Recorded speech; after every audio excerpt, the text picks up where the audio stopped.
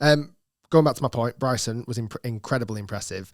He then went on the week after to play in the World Long Drive Championship and came 8th, I think we said in the end.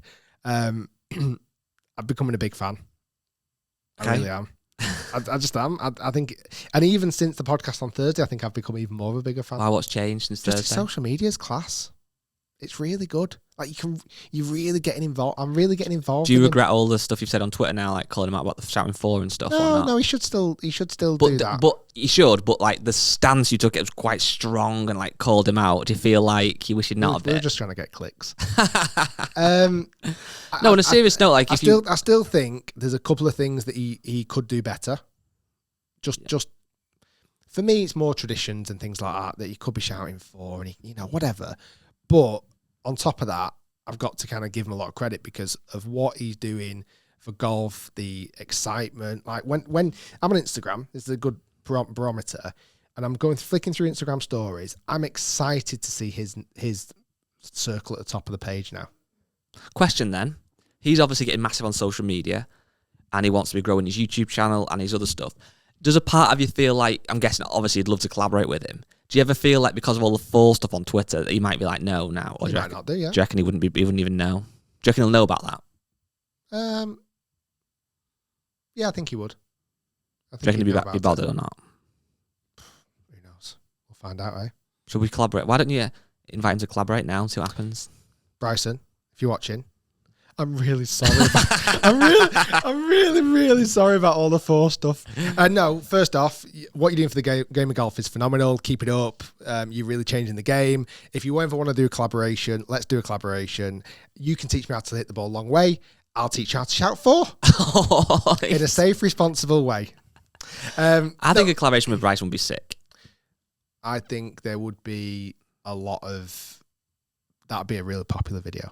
You know what, though, as well? Like, speaking about, I know we are kind of obsessed with social media to some degree, and obviously, but like, from watching his actual YouTube videos, I was a fan of what he was doing for the game in terms of the distance stuff, and obviously I'd seen that the not shouting for wasn't overly keen on that, jokes aside, but from watching his YouTube channel, and certainly the behind-the-scenes stuff, you do see him as a kind of normal 20-something lad with his mates chilling with him, and it actually, I think so, and as nice as a lad he is, so many other people could do that as well and make you feel more connected with them. Because it's like, it is hard sometimes. You see them on the golf course hitting golf shots. You see them in an interview afterwards where they might be quite kind of standard, like, yeah, I've hit it quite well today. I need to work on my chipping, and it's quite like almost semi-robotic. Not as much in golf as in like football. I think it's very robotic in football, so well media trained.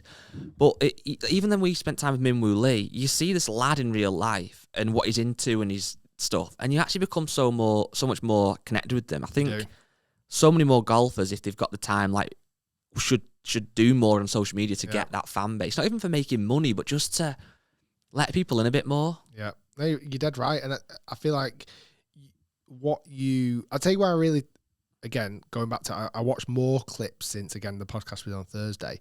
Him on that Full Send podcast with the Nelk boys. And I mean, it's completely removed from golf. I mean, it's so different.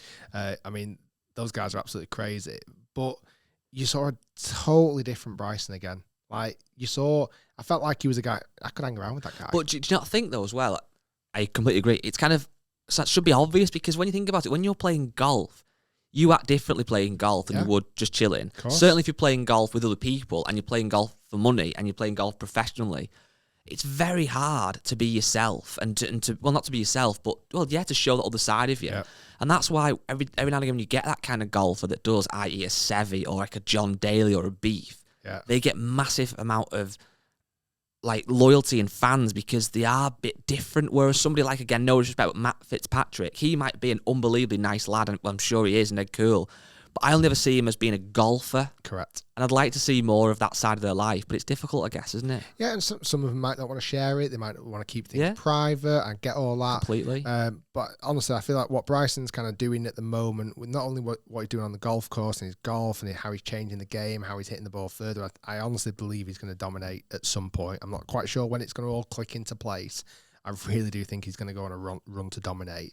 But the fact he's going into these long drive tournaments, the fact he's doing videos with like the Nelk boys, and he's doing like really fun things. He's doing that thing with Brooks Koepka in Vegas where it's him and they're having this match for 12-hole match. Yeah. I might not be dead into that, but it's a bit different. It reminds me of kind of maybe what we do on YouTube. Like we like to try and do different things. We like to try and entertain the audience.